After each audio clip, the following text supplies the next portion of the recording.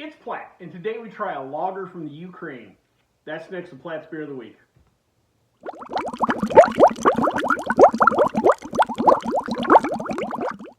So the particular beer we have today is Obolon. It is a lager, pale lager beer. Comes to us from the Ukraine. A little background onto Obolon Brewing. The actual name is Obolon Joint Stock Company. It is based in Kiev, Ukraine. They have a total of 8 different breweries throughout the country to meet production needs. Their largest facility in Kiev is the largest brewing facility by initial capacity. The little fine print there. As far as total production, all that stuff, it's still the Heineken plant in Copenhagen that is by far the largest, but apparently by initial capacity, this facility was the largest. The brewery started in 1980 when Russia was still running herd over the Ukraine and communism was still in charge. So this most likely at best was a kind of a joint venture with the Ukrainian government. Most likely it was just a work project or whatever by the communists. The original name of the brewery was Kiev Brewery Number 3. Probably not a lot of marketing behind the Iron Curtain back then. They built the brewery near an artisanal well in Kiev's Obolon district. Now, it took them a little while in the marketing department to figure out a proper name, but by 1986, they did change the name of the company to Obolon. In 1991, Ukraine won its independence from Russia. Oh, the irony. And it didn't take long. By 1992, Obolon received its certificate as the first private company in the Ukraine after the fall of communism. Again, they had their priorities.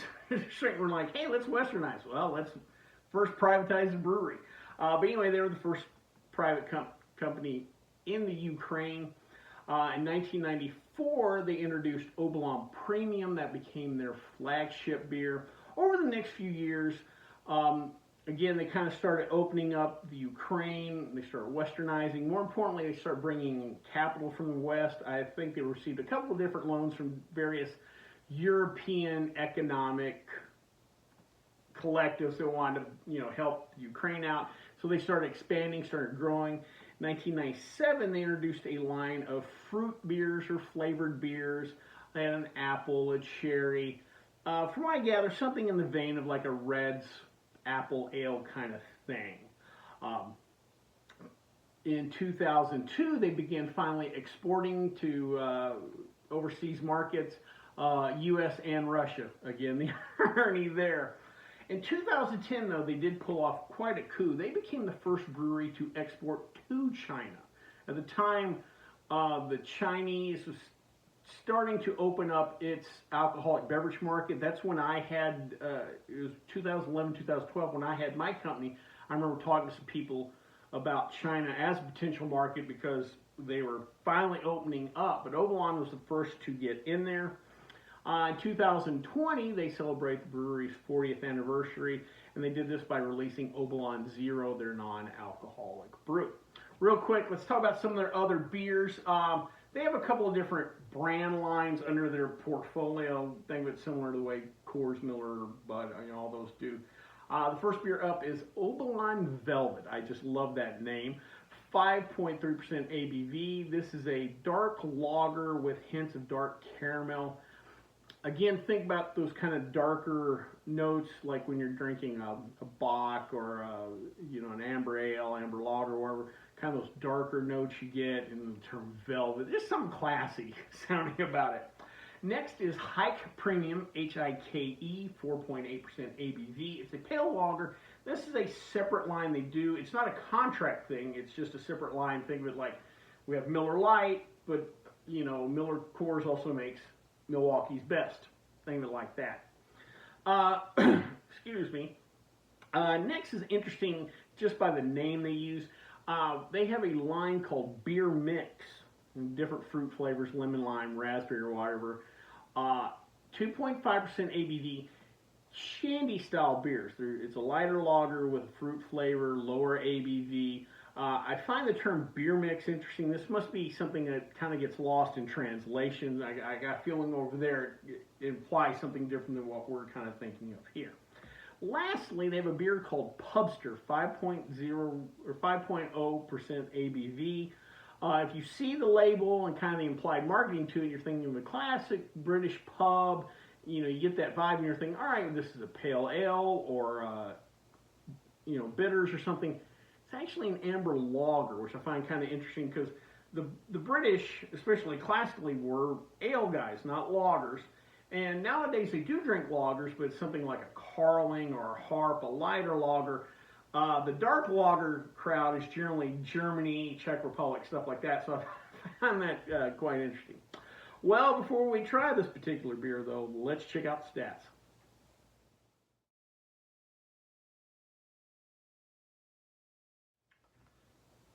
So today, real quick, before we try this beer, I want to bring up something. I had a conversation with a guest at my bar the other day, and I used the term adjunct lager. And he had kind of confused look on his face, and I kind of explained it to him. And I realized I've used that term a few times on the channel, and I don't know if I've fully fleshed out. Many of you probably know what I mean by that, but I wanted to kind of take this time to flesh out. What is an adjunct? And this applies to home brewing too, what have you. Adjuncts are basically anything that's not hops, barley, yeast, or water that goes into a beer. Basically anything that falls outside the German beer purity law of 1516 is considered an adjunct. Now, a lot of times the term adjunct is used in a derogatory sense, and in a sense when you're referring to it in a big beer sense, it is meant as derogatory, but it doesn't always have to be. Like, think about like a nice Hefeweizen, good wheat beer. Well, wheat doesn't fall into that, it falls out of it, so it would be considered an adjunct, but we don't think about somebody putting wheat in a beer as a bad thing. Or, you know, again, if we're going in the Hefeweizen or wheat beers or something like that, you know, sometimes you'll have coriander, lemon, you know, lemon peel or orange peel. Again, you know, the average beer drinker has no problem with that, but those would be considered adjuncts. Generally, when we're using the term adjunct in a kind of a derogatory sense toward a beer, it's because it's in the sense that, well, we need some kind of fermentables or some kind of sugar to ferment in the beer to reach a certain ABV, but we want to save a little cost. That's where it kind of comes in. But it's not even the addition of sugar, because there's some classic Belgian style beers that use something called a candied sugar, or beers made with molasses or honey.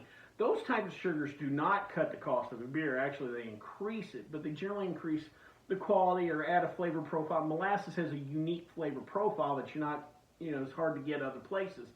So they're enhancements. What I'm referring to, and in the case of the conversation I had with a guest, I was talking about adjunct lagers when I was referring to like Coors Light. In that context, it's cheaper fermentables that are cutting down the cost. You might remember a couple years back, the folks at Anheuser-Busch had these commercials kind of putting down Coors and Miller for the use of corn syrup. Now, Anheuser-Busch's weapon of choice is rice syrup solids, or sometimes just rice solids, being broken pieces of rice or whatever. But those are additional fermentables that they get to, again, get the beer to 4.2% or wherever, without having to use malted barley, which is a more expensive form of fermentables. Now, there are some benefits to those uses of fermentables because things like corn syrup, there's no additional proteins in there. You know, proteins can cloud up a beer, and you'll get that from malted barley, but you won't necessarily from corn syrup or rice syrup solids. So it'll help keep the beer a little clearer without adding any cost. Also, too, sometimes it helps with the body or mouthfeel of beers. So there is a positive to it, but generally it's done as a cost-cutting method. And we're talking about your big beer, your big lighter lagers like Bud, Coors, Miller, Corona, Heineken, what have you. So anyway, I just wanted to clear up that term. If you ever hear me use it or hear somebody else use it, that's kind of what it means. But like, you know, like I said, the broad definition is anything, you know, that's not barley and hops or whatever. Well, enough about that. Let's drink a lager.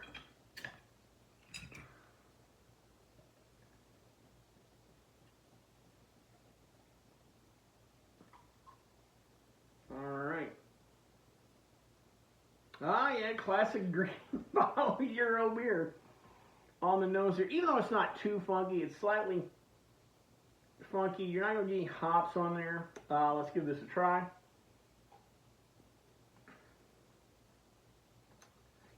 all right. Had more of that green bottle Euro funk on the nose than it does on the taste. The body is kind of reminds me of like a Miller High Life, Budweiser, Coors Original. If you drink those side by side with a Coors Light, Bud Light, whatever, you'll see there's a little more body. Again, this is not big body anyway, but this has that kind of, oh, there's a little body there. Not much, not much. No real hop aroma. A little bit nice malt sweetness. Even though I didn't find any information on their mash bill, I'm going to say there's a decent chance this is an adjunct lager. But there's enough maltiness, it might not be a ton of adjuncts. There may be a little bit. Overall, this is not a bad drinkable beer. Again, if I had to do business in the Ukraine and we're at a bar and this is what they had, no problem with that. Well, I hope you liked this video. If you did, please subscribe down below. Also, please like the video because it helps YouTube know we're putting out good content. If you have any questions, comments, concerns, or beers that you'd like me to try, please leave them in the comment section, or you can always contact me on the Twitter page. Till next time, bottoms up.